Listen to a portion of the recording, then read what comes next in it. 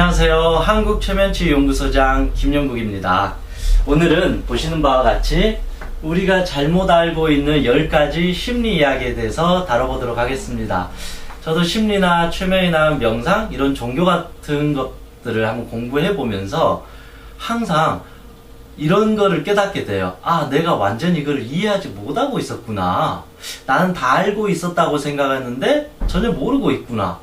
오히려 나는 A가 정답이라고 생각했는데 실제 B가 정답인 경우도 있고, 아, 마음이란 건 참 이렇게 해도 해도 끝이 없구나. 복잡하구나. 우리가 어디 여행을 가려면 내비게이션을 켜고 가잖아요. 그런데 그 내비게이션의 그 목적지가 잘못 설정되게 되면 아무리 내 의지가 좋고 열심히 해도, 최선을 다해도 우리는 결국 엉뚱한 장소로 가게 되잖아요. 이처럼 우리의 마음에도 이런 심리적인 내비게이션이 있다라는 거죠. 근데 이 내비게이션이 잘못 설정되게 되면 우리의 인생이 엉뚱한 쪽으로 흘러갈 수밖에 없다라는 것입니다. 그래서 이 다음에 10가지를 하나씩 알아보면서, 아, 이런 부분에 대해서는 이렇게 한번 생각해 볼 수 있겠구나. 물론 이제 제가 말씀드린 게 100% 정답도 아닙니다. 다만 이 10가지 부분에 대해서 가장 제가 먼저 왜곡도 많이 했고 실수도 많이 해본 사람으로서, 아, 내가 결국은 내 심리에 대해서 정확히 몰랐구나, 그런 결론을 내리게 되었습니다. 혹시나 여러분들께서도 아, 이런 부분에 대해서 아시는 분들도 계시겠지만, 아, 내가 잘 모르고 있었구나, 이해해보는 그런 시간이 되었으면 좋겠습니다. 첫 번째, 부정의 반대는 긍정이다. 여러분 어떻게 생각하시나요? 우리는 왠지 이게 부정이에요? 그럼 이걸 긍정이라고 생각해요. 저 역시도 그렇게 생각했는데 어느 순간 보니까 부정의 반대는 긍정이 아니다. 간단한 예를 들어볼게요. 내가 아이가 2명이 있어요. 첫째 아이는 정말로 공부를 잘해요. 근데 둘째 아이는 공부도 못하고 말도 안 듣고 속 썩이는 거예요. 그럼 엄마 입장에서는 공부를 잘한 아이는 착한 아이, 그래, 넌 긍정이다. 공부를 못한 아이는 나를 속상하게 하는 아이, 너는 부정이다. 이게 맞나요? 엄마 입장에서, 물론 사람이기 때문에 그런 생각이 드는데 공부를 잘하니까 긍정이 돼버리고 공부를 못하니까 아이가 부정이 돼버린다. 그렇게 보면 사실은 이건 위험한 거잖아요. 이 엄마 입장에서는 공부 잘한 아이도 내 아이고 공부를 못한 아이도 내 아이다. 즉, 이 말은 부정의 반대가 긍정이 아니라 실제 긍정의 의미는 이것도 수용하고 이것도 수용하는 것이다. 그런데 우리는 잘하는 것은 알아서 수용하잖아요. 알아서 이건 긍정이야, 이건 좋은 거야 라고 말하잖아요. 그런데 우리는 조금 부족하거나 못나 보이고 실수하거나 약하거나 부족한 부분에 대해서는 수용을 안 하고 이건 부정이야 라고 하니까 우리는 작은 실수나 작은 상처나 작은 문제에 대해서 자꾸 내 자신을 부정적인 사람으로 만들어 가버린다. 이게 가장 위험한 편견이라는 거죠. 실제 긍정의 진짜 의미는 부정의 반대가 아니라 이 부정조차도, 부족한 부분조차도 수용하는 거다. 받아들이는 것이다. 공부 못한 아이를 받아들이지 않으면 어떻게 돼요? 그러면 공부 못한 아이를 볼 때마다 화내고 짜증내고 너 때문에 내가 우라병 걸리겠다, 넌 왜 이렇게 멍청하니, 넌 왜 이렇게 형처럼 공부도 못하니, 아이를 점점 비난해야 되잖아요. 그럼 그 아이는 점점 병들게 돼요. 아이가 병들고 학교도 자퇴해버리고 인생이 꼬여버리면 누가 가장 힘들까요? 바로 엄마가 힘들어진다라는 거죠. 그래서 즉, 긍정이라는 것은 있는 그대로의 그 모습을 긍정적으로 수용하는 거다. 좋은 것은 긍정이고 나쁜 것은 부정이다. 이거는 극단적인 이분법적인 잘못된 생각이라는 거죠. 긍정은 긍정대로 수용하고 부정은 부정대로 그조차도 받아들이는 것이, 수용하는 것이 진정한 긍정이다. 그런데 우리는 자신의 부족한 점에 대해서 받아들이고 인정하고 수용하기는커녕 난 이것도 못해, 난 저것도 못해, 난 바보야, 난 어째, 난 저째 하면서 부정적인 인간이 되어버린다. 그러니까 이 사람은 매사를 볼 때 자기 자신을 삐딱하게 부정적으로 보게 되고 자기 눈에 비친 이 모든 것을 긍정으로 보는 게 아니라 수용하는 게 아니라 받아들이는 게 아니라 눈앞에 보이는 것도 너 나빠, 너 잘못됐어 이런 식으로 판단을 해버린다. 그래서 오히려 우리는 부정적인 사람이 되어간다. 근데 진정한 긍정이라면 이 부정적인 이 부족한 부분조차도 수용하게 된다. 더 좋은 건 뭘까요? 이 부족한 걸 수용을 하게 되면 그때에서부터 이 부족한 거를 열심히 채우게 되고 진짜 긍정적인 사람이 된다. 공부 못한 아이를 수용하게 되면 아, 우리 아들이 공부에는 소질이 없구나. 아, 우리 아이는 운동하는 걸 좋아하구나. 야, 누구야? 엄마랑 같이 이런 운동 한번 해볼까? 너 운동 좋아하는데 한번 체육관 한번 가볼래? 넌 그림을 잘 그리구나. 너 그림 한번 그려볼래? 아, 네가 이 과목은 정말 좋아하구나. 이 과목은 좀 못하구나. 그럼 이 부분에 대해서 전문가를 통해서 도움을 받아보자. 아니면 너는 이 수학을 잘하니까 이 수학에 특화된 노력을 한번 해보자. 그런 식으로 오히려 이 부정을 수용하게 되면 오히려 그 부정을 통해서 진짜 긍정을 만들 수가 있다. 그런데 그 공부 못한 아이를 수용조차 못 해버리면 결국은 그 아이는 내 마음에서 벗어나게 되니까 어느 누구도 도와줄 수 없다. 즉, 내 자신을 대함에 있어서도 나의 부족한 부분, 단점, 약점을 인정하고 수용하는 것이 긍정이다.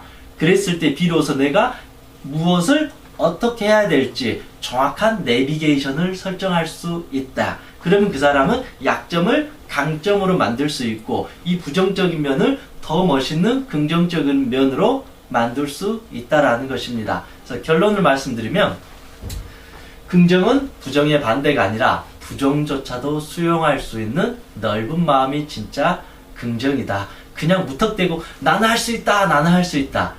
이거를 저는 긍정이라고 생각하지 않습니다. 현재 내 모습, 내 상황, 환경, 이 모든 것을 그대로 받아들이고 거기에서부터 나에게 어떤 희망을 줄 것인지, 거기에서부터 내가 나를 어떻게 도움을 줄 것인가가 진정한 긍정은 여기서 생긴다. 인정하지 않는 상태에서는 긍정이 아니라 말은 긍정적이겠지만 실제 뭘까요?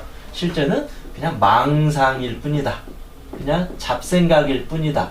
떠도는 그냥 쓸데없는 생각이 되어버릴 확률이 많다. 그래서 백날 이렇게 나는 할 수 있다, 나는 할 수 있다 외쳐도 결국은 저 깊은 내면의 마음은 움직여지지 않는다라는 것입니다. 그래서 부정의 반대는 긍정이 아니라 수용이다. 두 번째, 여러분 이런 말씀 잘하죠? 저도 평생 이 말을 하면서 살아왔던 것 같아요. 저도 제 자신을 치유를 이렇게 하고 그리고 제가 이런 어떤 여러 가지 공부를 하면서 항상 그랬어요.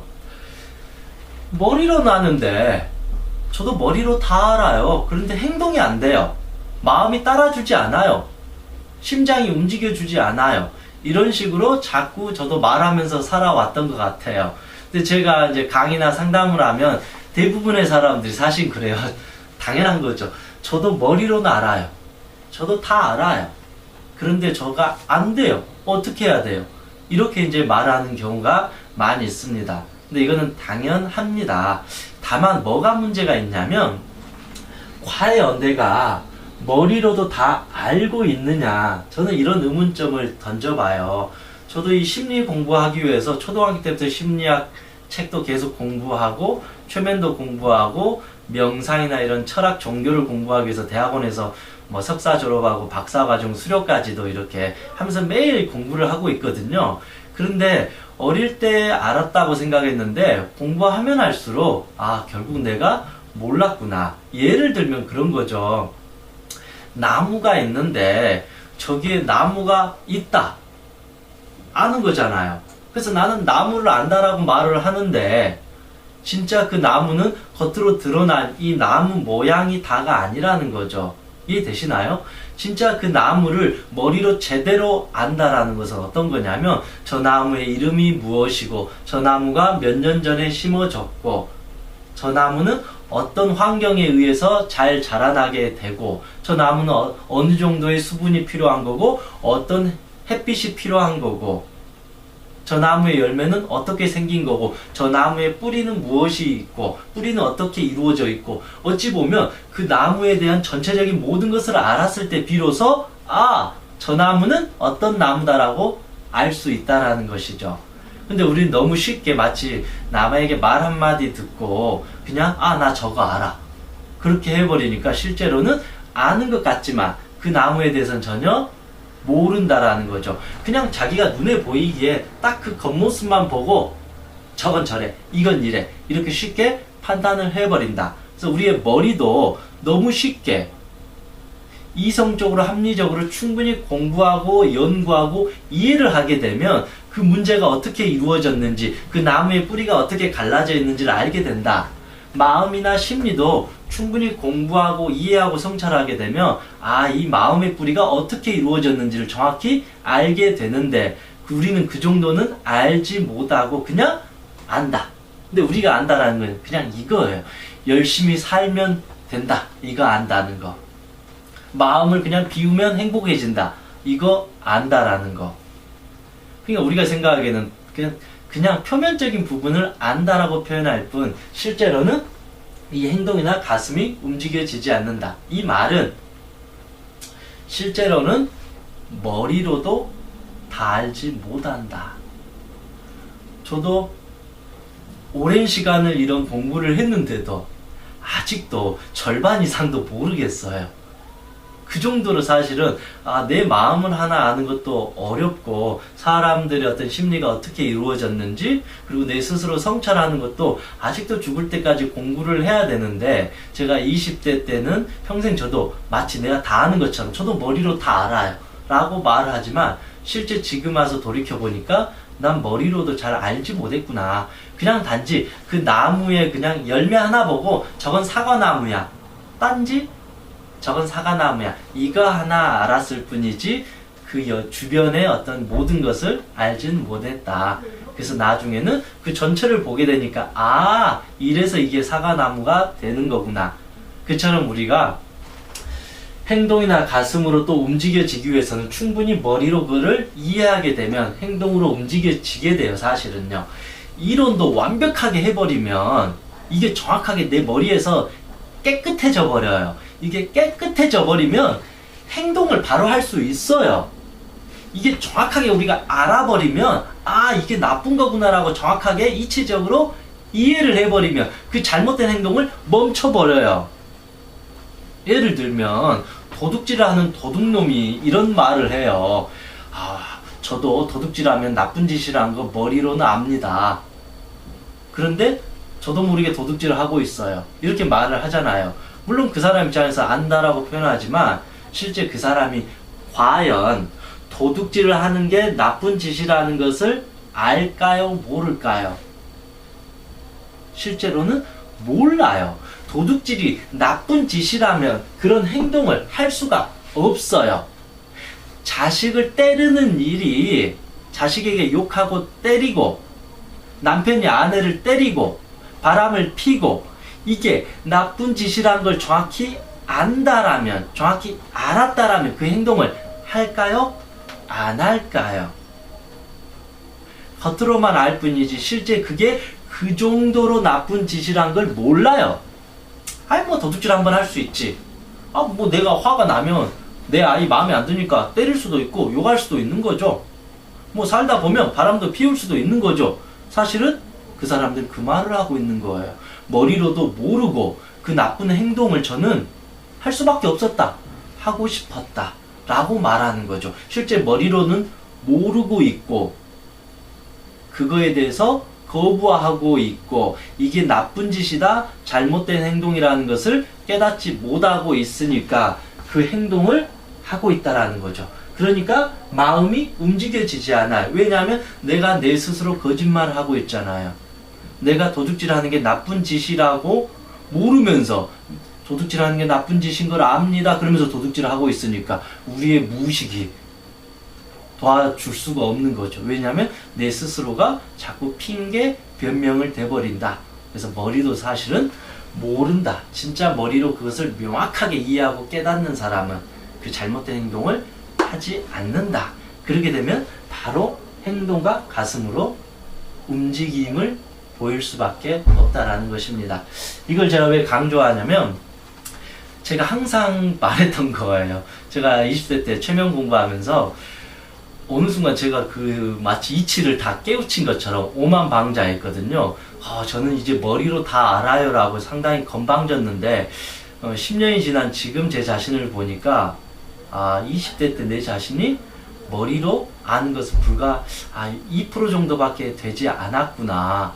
그래서 너무 내가 머리로 이걸 다 안다라고 말하는 것은 참 위험한 발언이고 오만할 수 있겠구나. 그럼 우리가 더 알기 위해서는 더 공부도 하고 다른 사람의 어떤 그런 지혜도 배우고 지식도 배우고 다른 사람의 도움을 받으면서 하나씩 우리는 배워가는 과정을 찾아가야지 내가 머리로 그걸 온전히 다 알고 있는 건 아니다. 다 알면 더 이상 우리는 그리고 또 이런 게 있잖아요. 저 머리로 다 알아요. 이 말 속에 뭐가 들어있냐면 저도 다 알아요가 들어있으니까 더 이상 너의 정보가 나에게 도움이 되지 않는다. 뻔한 소리다. 나도 다 안다. 그래서 필요 없다. 내 마음대로 살겠다. 그러니까 결국은 자기 문제를 해결하지 못하고 있는 거죠. 왜냐하면 나는 다 알고 있는 사람이다. 이 말에는 무서운 의미가 담겨져 있잖아요. 나는 다 알고 있다. 그래서 너의 말을 듣지 않겠다. 그리고 너의 말은 의미가 없다. 이미 내가 다 알고 있는데. 그렇게 이제 심리가 이제 꼬여버리게 돼요. 그러니까 누군가의 말도 잘 듣지도 못하고 나는 다 알아요. 오로지 내 행동만 바꿔주세요. 그렇게 상당히 외골수적인 심리적인 패턴을 보일 수 있다는 것입니다. 그래서 이왕이면 저도 아직도 머리로도 다 이해를 못한 것 같습니다. 오히려 더 배우겠습니다. 그게 낫죠. 그렇게 배워야만이 이게 이렇게 또 움직여지구나. 하나씩 배우면서 자기가 이제 그 문제로부터 우리는 해결해 나갈 수 있습니다. 세 번째, 우리가 잘못 알고 있는 심리 이야기. 이거는 무의식 때문이에요. 이거는 잠재의식 때문이에요.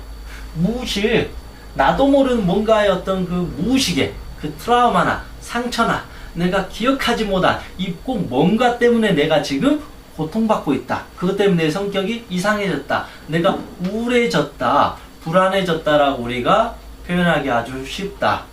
저 역시도 마치 무의식이 나를 괴롭히는 괴물처럼 생각했어요. 왜냐하면 내가 행복하게 건강하게 자신감 있게 살려고 하는데 어느 순간 이 깊은 무의식이 나의 어떤 삶을 방해하고 나의 자존감을 깎아내리게 하고 나를 불안하게 만들고 나를 예민하게 만들었던 거죠. 그래서 저는 이 무의식을 괴물, 나쁜 놈, 어두운 그림자, 못된 개 이런 식으로 저의 무의식을 저는 나쁜 무언가로 간주를 했어요. 나는 잘하려고 하는데 내 머리는 잘하려고 했는데 내 무의식이라는 이것이 나를 도와주지 않고 나를 괴롭혔다. 그래서 저는 최면을 배워서 이 기억을 없애려고 했던 거였죠. 근데 제가 10년 정도 최면을 연구를 해보니까 이거에 앞서서 최면에 제가 만든 정의가 있는데 최면의 정의는 무엇이냐? 내 무의식과 소통하는 것. 최면의 정의는 나의 무의식과 소통하는 것이 바로 최면의 정의입니다. 그래서 실제 내 내면의 깊은 무의식과 계속 소통을 해보니까 이 모든 것이 무의식 때문이 아니라 결국은 내가 내 마음의 이 모든 것의 주인이잖아요. 우리는 자유의지가 있고 내가 스스로 생각을 하고 판단을 하고 결정을 하게 되잖아요. 이 말은 내가 이 무의식이든 의식이든 잠재의식이든 이 모든 것의 어떤 주체자이다. 그러면 이 무의식을 과연 누가 만들었을 거냐 이거죠. 이 무의식이 갑자기 어느 순간 나한테 들어와가지고 나를 괴롭히는 그런 게 아니잖아요. 내가 어릴 때부터 차곡차곡 쌓아놓은 나의 심리, 나의 어떤 경험, 이 모든 것의 종합판이라는 거죠. 근데 실제로는 이 무의식은 물론 이제 부모의 유전적인 영향을 먼저 받게 되고 부모의 어떤 가정 환경, 교육에 의해서 먼저 영향을 받게 돼요. 왜냐 우리는 태어나는 순간 하얀 백지 상태가 되니까. 그래서 어느 순간까지는 부모가 영향을 무의식에 절대적으로 주는데 우리가 어느 순간 나라고 인지하는 상태가 있어요. 자아가 형성되는 순간이 있잖아요. 그때부터는 내가 내 자아를 형성하게 된다. 그러면 하루, 1년, 10년, 20년 그 매일매일의 자아가 쌓이고 형성이 된 것을 무의식이라고 한다. 그래서 무의식은 아주 생뚱맞은 마치 나를 괴롭히는 내가 전혀 알지 못하는 어떤 특별한 의식 상태가 아니라 내가 몇십 년 동안 쌓아온 내가 내 자신에게 말해온 내가 내 자신을 그렇게 대했던 그런 어떤 심리의 총합일 수도 있다. 그래서 즉 이 말은 무엇이냐, 모든 것은 무의식 때문이 아니라 내가 이 무의식을 만들었다. 내가 이 무의식의 주인이다. 그래서 우리는 이 무의식을 두려워할 필요가 없다라는 것입니다. 이제부터는 내가 이 무의식을 이렇게 만들었으니까 앞으로는 이렇게 만들 수도 있다. 그런데 무의식 때문이다 해버리면 어떻게 돼요? 너 때문에 내가 힘들었다 이게 돼버리면 내가 다시 주인이 되는 게 아니라 이 무의식의 종이 되어버린다. 무의식이 이렇게 움직이면 나도 이렇게 움직이고 무의식이 이렇게 움직이면 나도 이렇게 움직이는 거죠. 근데 실제로는 내가 이 무의식을 너 이쪽으로 가 계속 몇십 년 동안 가르쳐 준 거죠. 그러니까 무의식은 무의식적으로 이렇게 가는 거예요. 예를 들면 내가 내 자신한테 이 바보야 멍청이야 10년 20년 그렇게 욕을 하고 학대를 하면 어느 순간 조금만 내가 안 좋은 일이 있으면 무의식은 바보 멍청이야 가는 거예요. 그러면서 자괴감에 빠지고 갑자기 자살하고 싶고 그런 마음이 들 수밖에 없다라는 거죠. 그래서 즉 무의식 때문에 우리는 힘든 게 아니라 내가 그 무의식을 만들어 왔다. 그래서 더 좋은 점은 지금부터라도 우리는 이 무의식을 하루하루의 의식을 내가 긍정적으로 내 자신을 사랑해 준다라면 이 무의식이라는 내면의 어린 아기는 화를 내고 있다가 어느 순간 천사처럼 밝은 모습으로 달라질 수가 있다라는 거죠. 그래서 무의식 때문이 아니라 바로 나 때문에 내가 그 무의식을 만들었다. 내가 그 무의식의 주인이다. 그리고 내가 그 무의식을 도와줄 수 있다. 내가 그 무의식과 대화할 수 있다. 우리의 무의식이라는 것은 전혀 내가 알 수 없는 특별한 의식의 경계 너머의 어떤 심리 상태가 아니다. 오늘 하루 의식이 쌓여서 이렇게 이제 단단한 돌처럼 쌓여버린 거죠. 근데 우리가 보기에는 이 단단한 돌이니까 정말 생뚱맞은 돌로 보일 수 있죠. 저거 뭐지? 그렇게 생각할 수 있는데 하루 먼지가 1년, 20년, 10년 쌓이다 보니까 그 먼지가 쌓여가지고 하나의 어떤 형태를 띠게 된 것이다. 그래서 그 무의식을 내가 만든 거기 때문에 내가 이제는 그 무의식과 대화해서 긍정적인 방향으로 도와줄 수가 있다는 것입니다. 무의식 때문이 아니라 바로 내가 그 무의식을 만들었다. 처음에는 부모나 유전적인 환경이 나의 무의식을 만들었을지 몰라도 나라고 하는 존재를 인지하는 순간부터는 내가 내 무의식을 만들어 왔다. 그리고 앞으로도 그렇게 만들 것이다. 네 번째, 운명은 결정된다. 여러분은 이거에 대해서 어떻게 생각하시나요? 저도 항상 어릴 때부터 운명 결정론을 믿었던 것 같아요. 물론 운명 결정론이 저 무엇인지도 몰랐죠. 제가 생각한 건 그랬던 것 같아요. 왜 나는 하필이면 이런 어떤 어려운 환경에 태어났을까? 차라리 태어나지 말았으면 좋겠다. 왜 어떤 사람은 좀 더 건강한 가정에서 더 행복하게 살아갈 텐데 왜 나는 이렇게 힘든 가정에 태어났을까? 왜 나는 태어나는 그 순간부터 우울하고 소심하고 마음이 약한 상태로 태어났을까? 그래서 나는 내 운명은 정말 결정된 거다 라고 항상 생각하면서 살아왔던 것 같아요. 나는 변할 수 없다. 그런데 이제 돌이켜 보니까 저는 이제 이 운명 결정론을 제가 부정하진 않아요. 그런데 지금 제가 하고 싶은 말은, 저는 운명 결정론이 뭐 진짜다 가짜다 그 말 하고 싶은 게 아니라, 저는 운명 창조론을 믿습니다. 개인적으로는요. 그렇잖아요. 바위 틈에 이제 씨앗이 2개가 뿌려져 있어요. 그러면 그 바위 틈에 뿌려진 씨앗은 그 운명이 결정된 걸 수 있잖아요. 그런데 첫 번째 씨앗은 이렇게 생각할 거예요. 난 재수없게 하필이면 바위에 떨어졌네. 에이, 난 죽었어.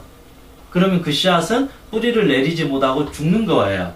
근데 두 번째 씨앗은, 그래, 바위 틈에도 영양분이 있을 거야. 어떻게 해서라도 뿌리를 내릴 거야 해서 그 씨앗은 뿌리를 내리고 열매를 맺게 되는 거죠. 첫 번째 씨앗은 이 잘못된 운명 결정론을 받아들인 거죠. 이게 받아들이는 게 아니라 스스로가 창조할 마음이 없었다. 그냥 난 안 돼. 난 끝났어. 난 버림받았어. 이건 안 돼. 다른 사람은 좋은 곳에 씨앗이 뿌려졌는데 난 바위 틈에 뿌려져가지고 이미 이번은 글렀어. 난 끝났어. 좌절을 해버리는 결정론으로 가버린 거고, 두 번째는 그런 어떤 운명이라는 그 상황을 그대로 받아들이는 것, 긍정, 그대로 수용하는 긍정 속에서 뿌리를 내림으로써 자기의 삶을 창조했잖아요. 그렇게 된 것처럼 우리의 마음의 첫 번째 원칙이 무엇인지 아세요? 우리의 마음의 첫 번째 원칙은 항상 변화한다. 여러분, 재밌어요. 제가 지금 이 순간에 저는 저를 한 5분이면 저를 우울하게 만들어낼 수 있어요. 맘만 먹으면. 왜냐하면 20년 이상을 우울증을 겪어온 사람이기 때문에 저에게 5분만 시간을 주면 저한테 모든 욕을 하면서 이 바보야, 멍청이야, 죽어라 넌 하면서 저를 우울하게 전 5분이면 만들 수 있어요. 그러면 제가 저를 우울하게 운명을 바꿔버릴 수 있잖아요. 그런데 5분이면 다시, 아니야, 넌 괜찮아. 그동안 최선을 다했어. 난 나를 믿어. 이런 식으로 내가 내 자신에게 희망을 주게 되면 더 열심히 또 살게 되는 운명으로 바뀌어진다라는 거죠. 그래서 우리는 그런 것 같아요. 운명이라는 거 어찌 보면 그 바위에 떨어진 그 씨앗이 운명인 것 같아요. 그거는 바꿀 수 있나요? 없나요? 바꿀 수 없어요. 나의 부모 바꿀 수 없어요. 나의 형제 바꿀 수 없어요. 그거는 그냥 결국 정해진 거예요. 돈 없는 부모, 그 부모가 키가 크니까 내가 키가 커요. 부모가 키가 작으니까 저는 아주 키가 작아요. 그거는 바꿀 수가 없어요. 부모로부터 물려받은 기본적인 이 육신, 그리고 기본적인 어떤 이 유전적인 거는 바꿀 수가 없다. 그런데 돌틈에 뿌릴 때부터 바꿀 수 있나요? 없나요? 그때부터는 이 운명이 창조되면서 바꿀 수 있다. 10년을 열심히 공부를 했는데 두 여학생이 수능에 떨어졌어요. 죽고 싶겠죠. 첫 번째 친구는 그걸로 인해서 소중한 목숨을 버린 거예요. 내 운명은 끝났어, 이것으로. 두 번째 친구는 공부가 나에게 맞지 않구나. 차라리 내가 대학 가지 말고 좋은 거, 좋아하는 거, 내가 잘할 수 있는 거 한번 해보자. 이렇게 우리의 생각이 그 운명 속에서 우리가 좌절해버리거나, 근데 그 운명이라는 의미보다는 그 환경 속에서 좌절을 해버리는 결정이 돼버리는 거고, 이 환경 속에서 오히려 우리는 선택권을 갖는다. 마음의 첫 번째 원칙은 모든 것은 변한다예요. 변한다라는 것은 결국은 내가 내 삶에 선택을 할 수 있다. 그러면 결정되어지지 않고 내가 그것을 결정한다. 그러니까 우리는 살아갈 수 있다라는 거죠. 그것처럼 우리의 운명은 결정되어진 것 같지만 저는 죽는 그 순간까지는 운명은 결정되어 있지 않다. 설령 그 운명이 어느 뜻에 의해서 결정됐다 할지라도 나는 그 운명을 믿지 않겠다. 내가 할 수 있는 최선을 다해서 지금의 환경에서 내가 할 수 있는 최선의 뿌리를 내리겠다. 그것이 내가 오히려 이 운명을 받아들이는 거잖아요. 이 어떤 돌틈이라는 이 운명을 받아들이면서 이 돌틈에서 뿌리를 내렸을 때 훨씬 더 가치롭고 소중한 삶을 살 수 있다라는 거죠. 그래서 우리는 어려운 환경 속에서 오히려 살아온 사람들이 나중에 큰 빛을 보는 경우가 많다라는 거죠. 그런데 그 어려운 환경 속에서 좌절해버리면 오히려 이 사회에서 우리는 약자가 되어버릴 수도 있고, 평생 내 운명은 이 모양이야, 난 태어날 때부터 이상했어, 난 태어나지 말았어야 돼, 평생 한탄하면서 인생을 살아갈 수가 있습니다. 그래서 운명은 결정되는 게 아니라 창조된다. 그 창조를 내가 할 수 있다, 내가 행할 수 있다라는 것입니다. 즉 이 말은 그 운명이라는 것은 결국은 이 수용, 받아들인 상태에서 이때부터는 내가 바꿀 수 있다. 나의 의지와 노력으로 바꿀 수 있다. 근데 나의 의지와 노력을 내지 않고 행동하지 않으면 나는 결국은 그 돌틈에서 뿌리를 내리지 못하고 죽을 날만을 기다리는 아주 가녀린 존재가, 가녀린 영혼이 되어버릴 수밖에 없습니다. 감나무 위에 있는 감이 내 입으로 떨어지기를 기다릴 시간에 그 나무를 향해서 한 발 한 발 올라가는 것이 바로 이 운명을 대하는 우리의 자세가 아닌가, 그런 생각을 해봅니다. 다섯 번째, 내 마음을 모르겠어요. 잠깐 물 한 잔 먹고 하겠습니다.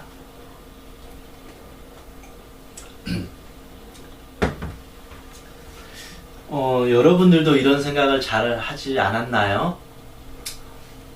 저는 이런 생각을 많이 했어요. 초등학교 때부터. 나는 왜 우울하지? 내 마음은 지금 슬픈가? 화가 난가? 우울한가? 왜 나는 이렇게 부정적이지? 그런 식으로 평생 고민하면서 살아왔던 것 같아요. 도대체 내 마음은 뭐지? 그렇게 살아왔는데 여러분들도 그런 적이 많이 있으시나요? 근데 지금 와서 느끼니까 내가 내 마음을 모른다라는 이 메시지에는 무엇이 담겨져 있을까? 내가 내 마음을 알아야 되잖아요, 여러분. 그거 웃기지 않아요? 내가 내 마음을 모른다는 거 한편으로 보면 웃기잖아요. 부모가 자식 마음을 모르는 거 웃기잖아요. 왜냐면 자식을 10년, 20년 매일 쳐다보고 바라봤는데 그 엄마는 어느 순간 이런 말을 해요. 선생님, 저는 제 아들의 마음을 도통 모르겠어요. 쟤는 도대체 무슨 생각을 하는지 모르겠어요 라고 말하잖아요. 내가 30년, 40년, 50년 내 마음을 갖고 살아왔는데 어느 순간 하는 말이 저도 제 마음을 모르겠어요. 제가 왜 그런지를 모르겠어요 라고 말하잖아요. 이게 얼마나 웃기기도 하면서 재밌지 않나요? 왜 그런가요? 내가 내 마음을 모른다라는 것은 여러 가지로 볼 수 있어요. 내가 내 마음에 대해서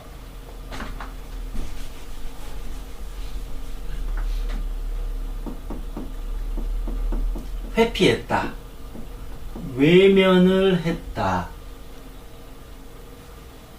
더 자세히 말하면 그동안 내가 내 마음에 대해서 관심을 가진 걸까요? 무관심한 걸까요?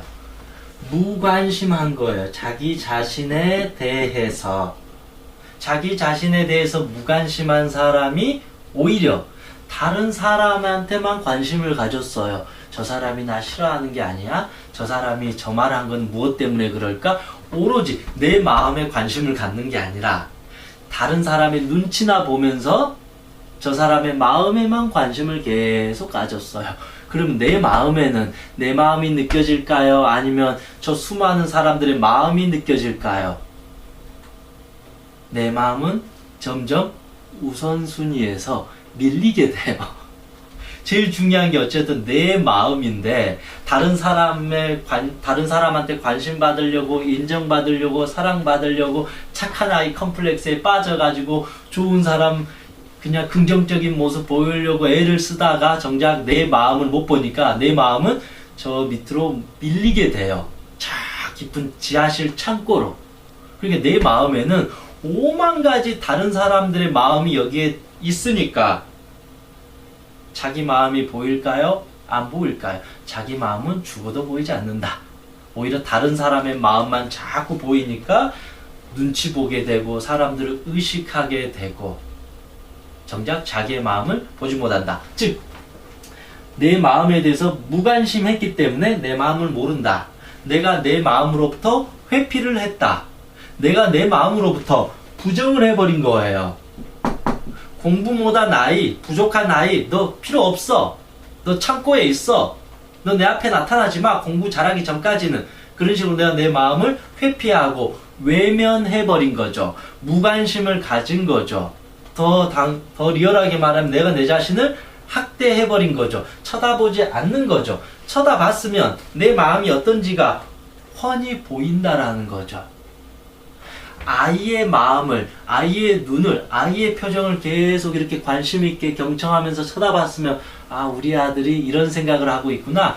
우리 아들은 이걸 좋아하구나. 우리 아들이 나의 이것 때문에 상처받았구나. 다 보이는데 그렇게 관심 있게 보지 않으니까 아이의 마음을 전혀 모르게 된다. 그것처럼 내가 내 자신에 대해서 있는 그대로 바라봐주고 수용하고 긍정하게 되면 아, 내가 지금 우울하구나. 이것 때문에 우울하구나. 내가 이것 때문에 자존심에 상처를 받았구나. 내가 사람에 대한 두려움이 있어서 나도 모르게 이렇게 하고 있구나. 하나하나씩 자기의 마음을 알게 돼요. 내 마음을 알게 되면 그때부터 희망이 생겨요. 왜냐하면 아니까 이건 이렇게 해보자. 저건 저렇게 해보자. 하나씩 가르쳐주면서 이 세상으로 당당하게 나아갈 수가 있는데 내가 내 자신에 대해서 무관심했다. 여러분 혹시 내가 아직도 내 마음에 대해서 잘 모른다. 마음을 모르고 수만 가지 잡생각 속에 빠져 있다라는 것은 여전히 실제로 나의 어떤 이기적인 욕심, 욕구, 집착만 있을 뿐이지 실제로 내 마음에 대해서 무관심하다. 내가 자녀의 마음을 지금 모르고 있다는 것은 나의 이기적인 욕심, 집착, 내 욕구에 의해서 자식을 바라볼 뿐 실제 아이를 위해서 하는 것은 아니다. 그러니까 영원히 아이의 마음을 모른다. 이처럼 내 자신의 무관심함에 영원히 내 마음을 모른다. 저도 제 마음을 모르겠어요. 제가 무엇을 좋아하는지 모르겠어요. 제가 어디로 가야 될지 모르겠어요. 그렇게 해버리잖아요. 그러면 우리의 무의식은 이제 바보 멍청이가 돼요. 내가 야 여기로 가자. 넌 이렇게 가면 좋아라고 명령을 내려야지. 우리의 무의식이 예 주인님 이쪽으로 갈게요 라고 해주는데 저도 제 마음을 모르겠어요 해버리니까 우리의 무의식은 어떻게 하지? 그러니까 가던 대로 그냥 가게 돼요. 엉뚱한 쪽으로. 그러니까 엉뚱한 쪽으로 나도 모르게 따라가니까 우리는 또 고통을 받게 된다. 어떠한 선택도 할 수가 없다. 그러니까 자꾸 무의식에 이렇게 끌려가는 것처럼 상대적으로 느끼고 있다. 근데 실제로 내가 그 무의식을 그렇게 조종하고 있다라는 사실. 내 마음을 모른다는 것은 내가 내 마음에 대해서 무관심하다라고 볼 수가 있습니다. 시간이 좀 길어질 것 같기 때문에 이 부분에 대해서는 오늘 1부로 나누고 다음 시간에 2부로 또 찾아뵙도록 하겠습니다. 긴 시간 들어주셔서 감사합니다.